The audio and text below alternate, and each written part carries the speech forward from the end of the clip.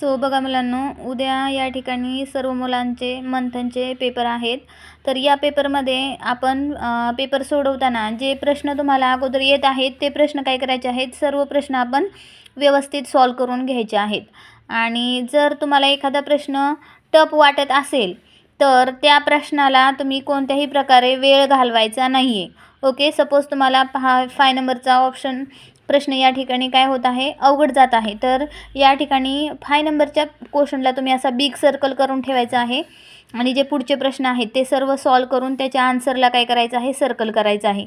ज्यावेळेस तुमचा पूर्ण पेपर होईल आणि पूर्ण 75 क्वेश्चन तुमचे कंप्लीट होतील त्यावेळेस मग काय करायचं आहे, तुम्ही परत काय करायचं आहे, राहिलेल्या क्वेश्चनकडे परत यायचं आहे आणि ते प्रश्न सॉल्व करायचा प्रयत्न करायचा आहे. जर तुम्हाला वेळ कमी पडला असेल आणि 2-3 प्रश्न राहिले असतील तर राहिलेल्या सर्व प्रश्नांना काय करायचं आहे, अंदाजे गोल करून टाकायचे आहेत. कोणताही प्रश्न या ठिकाणी सोडायचा नाही आहे. सर्वांना उद्याच्या परीक्षेसाठी खूप खूप शुभेच्छा.